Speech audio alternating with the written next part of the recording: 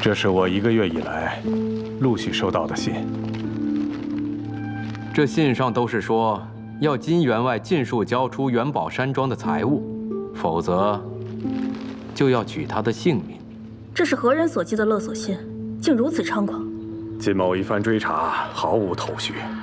这钱财乃是身外之物，对我金某人而言，也并非那么重要。只是祖上传下的这些家业，我又岂能拱手让给那些贼人呢？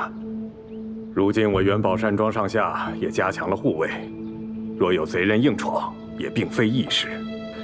只是这案件难防啊！前不久就有家丁中毒暴毙，实在叫金某寝食难安啊。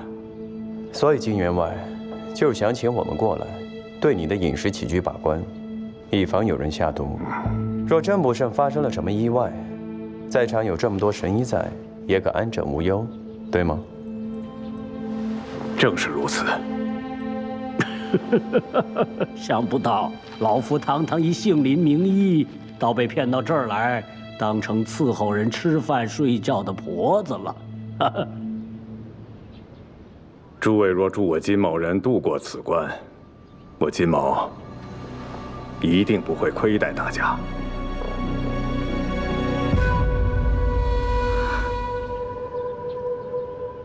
金员外果真大手笔，看来这次我来的不亏啊。宗正明珠，二位，别来无恙啊！你难道不是在大牢里关着吗？我这还要感谢二位，要是没有二位在玉城多管闲事，栽赃于我现在还在继续做着我的闲散大少爷，哪有机会坐上这监察司指挥使的位置呢？诸位，诸位莫慌，金某虽身在江湖，但曾为朝廷出过一些力，所以才能请得动监察司与宗正大人前来相助。给我拿下！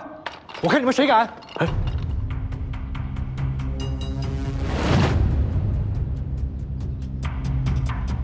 你凭什么抓他？这李莲花呀，惯常招摇撞骗，而且所到之处皆有命案发生，嫌疑大得很。我看此次勒索金员外的人，就是他。宗正大人，你这是有点公报私仇了。这每次命案我都在呢，那是因为我和方行他一起同行啊，而且每次我也将真相查明。只不过呢，凶手摇身一变还能将自己洗白，也真是有趣啊。监察司只能过问与朝廷相关的江湖事儿，李莲花为人清白，从不涉庙堂，与你们监察司有何关系？难道你连朝廷与江湖设定的规矩都不放在眼里啦？好，百川院我管不了，但此间是金员外的山庄，是否要留这些来路不明的人在这儿？金员外，你可要想好了。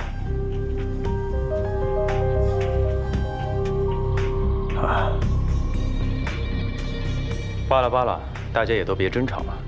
方多斌，监察司呢过于与我过不去，那我就只能走了。虽然你这个天机堂少堂主家的机关天下无敌，但是啊，也派不上什么用场了。那诸位，告辞。等等，哎呀，我看二位与宗正大人一定是有什么误会。既然都是在下请来的客人，又岂有怠慢之理啊？不如诸位给在下一个面子，和气生财嘛。其实在下早已备好了筵席，就等着诸位入座呢。宗正大人，您意下如何呀？